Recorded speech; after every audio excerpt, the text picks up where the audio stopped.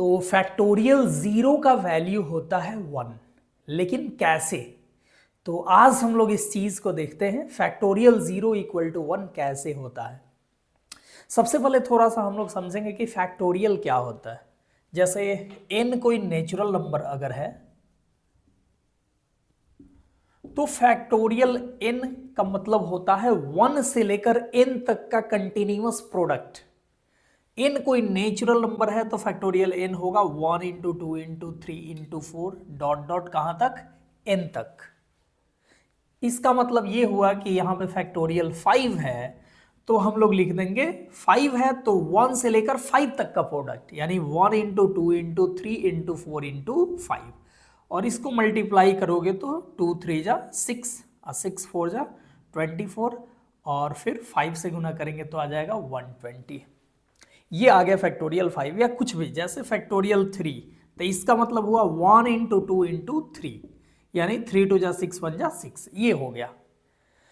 अब देखो यहां पे जो है फैक्टोरियल के अंदर में ये जो फॉर्मूला हम लिखे हैं वो सिर्फ n नेचुरल नंबर के लिए होता है।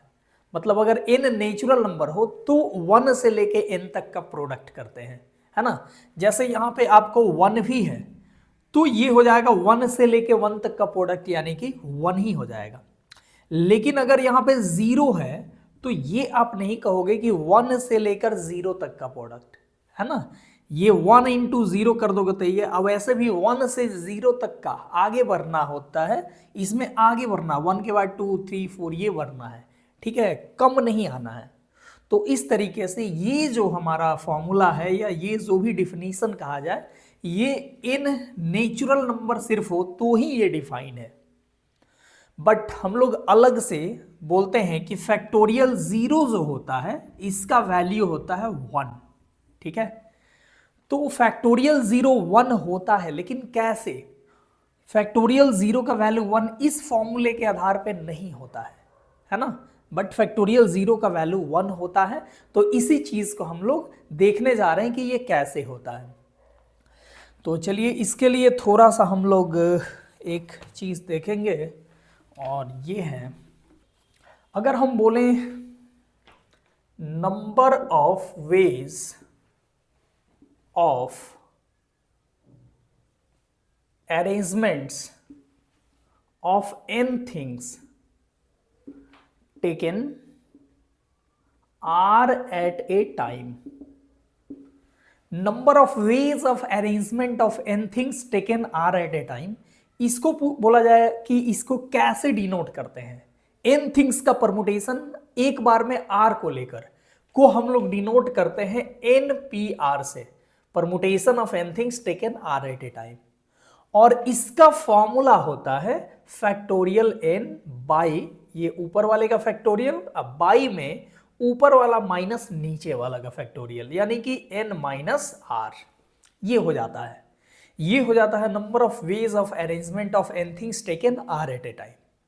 अब हम लोग बोले कि number of ways of arrangement of n things taken n at a time, ये क्या होगा? तो n थिंग्स का arrangement n at a time लेकर, यानी npn ये हो जाएगा।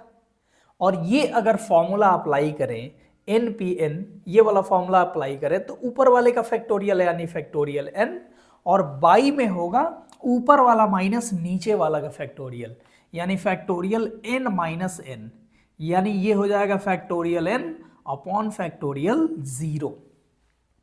अब देखो अभी हमको मालूम नहीं है कि फैक्टोरियल 0 का वैल्यू कितना है, ठीक है। अभी हम लोग सभी बातें जो भी कर रहे हैं वो लॉजिकली कर रहे हैं, ठीक है। ये भी हम लोग लॉजिकली इतना ये लाए हुए हैं, factorial n upon factorial n minus r, ये लॉजिकली हम लोग फाइंड आउट कर चुके हैं, ठीक है। अब हम लोग इस चीज को number of ways of arrangement of n things taken n at a time, इसको हम लोग थोड़ा लॉजिकली फाइंड करते हैं कि क्या आता है।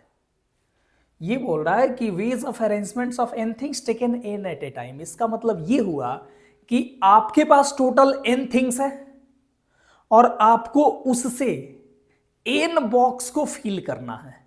सोचिए आपके पास n थिंग्स है, things 1, things 2, things 3 dot dot things n, total ये आपके पास n थिंग्स है और आपके पास n बॉक्स है।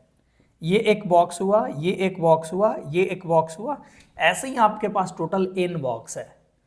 तो सोचिए इस n थिंग्स से n बॉक्स को किस वेज में, कितने वेज में फिल कर सकते हैं। तो सोचो पहला जो बॉक्स है, हमारे पास टोटल n थिंग्स है, तो पहला बॉक्स को n वेज में फिल कर सकते हैं। हमारे पास टोटल n थिंग्स है तो पहला बॉक्स को फिल करना है तो किसी को भी उठा के रख सकते हैं, तो n वेज। अब एक को इसमें रख चुके हैं तो आपके पास बचा n-1 थिंग्स। तो दूसरे बॉक्स को फिल करने के लिए आपके पास कितने वेज होगा, तो n-1 हो जाएगा।